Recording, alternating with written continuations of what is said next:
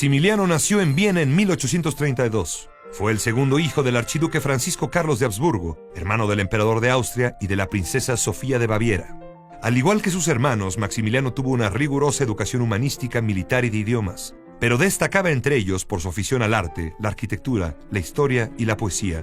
Cuando apenas tenía 16 años, una revolución obligó al emperador Fernando I a abdicar el trono a favor de su sobrino Francisco José, el hermano mayor de Maximiliano.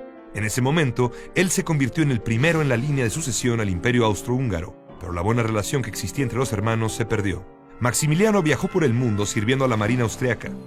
En 1852, en Portugal, se enamoró de la princesa Amalia, hija del emperador Pedro I de Brasil, y se comprometió con ella, pero la joven princesa falleció a principios del año siguiente.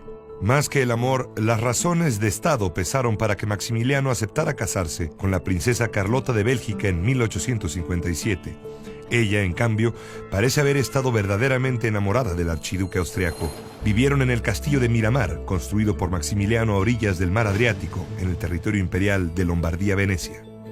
Presionado por el rey Leopoldo de Bélgica, que deseaba que su hija y yerno desempeñaran un papel más relevante que el simple ocio, el emperador Francisco José aceptó nombrar a Maximiliano virrey de aquella posesión. El joven Habsburgo mostró sus ideas liberales durante su breve gobierno, opuestas a las de su hermano el emperador. La derrota de Austria en la batalla de Solferino en 1859, en el contexto de los movimientos que llevaron a la unificación italiana, hizo que el emperador perdiera Lombardía-Venecia y con él Maximiliano perdió su cargo. En 1862, una alianza formada por Francia, Inglaterra y España invadió el puerto de Veracruz cuando México se vio obligado a suspender el pago de su deuda exterior.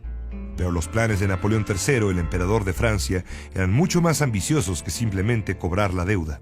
Siguiendo los consejos de su esposa y de los monárquicos mexicanos que por años habían intrigado en las cortes europeas, decidió derrocar al gobierno liberal de Benito Juárez para establecer en México un imperio subordinado militarmente a Francia y que se opusiera al empuje de Estados Unidos.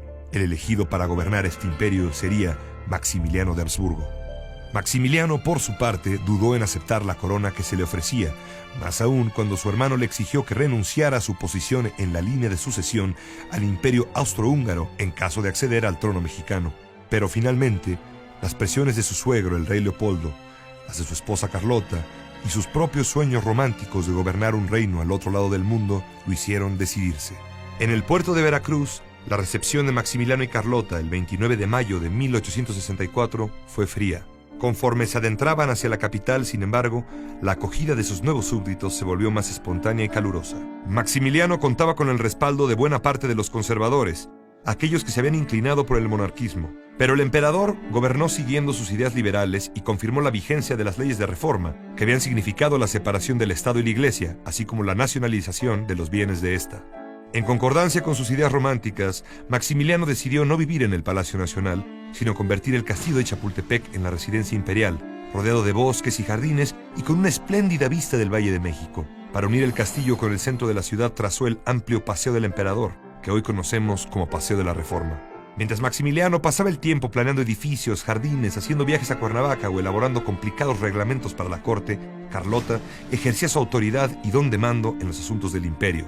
La Roja, como le llamaban los conservadores por sus ideas liberales, parecía más convencida que Maximiliano de tener éxito en su aventura imperial. La guerra contra la República encabezada por Benito Juárez no se detuvo en ningún momento de la vida del efímero imperio mexicano.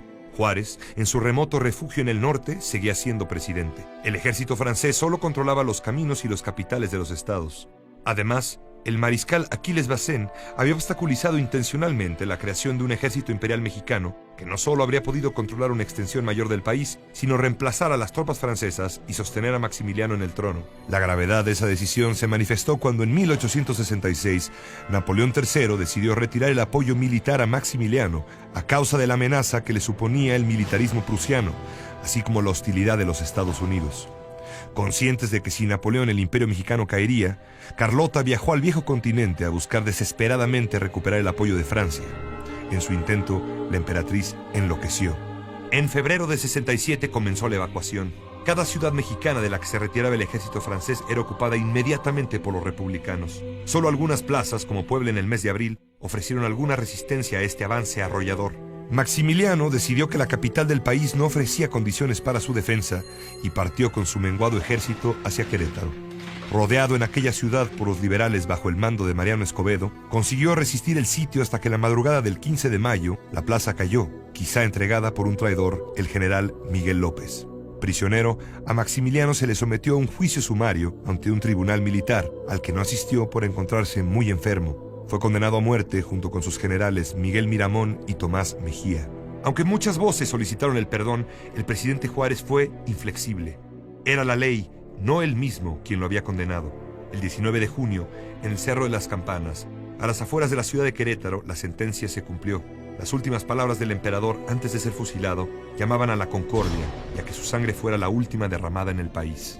Carlota, en un mundo que ya no era el que le había tocado vivir, y con muy pocos momentos de lucidez en medio de su locura, le sobreviviría 60 años hasta 1927.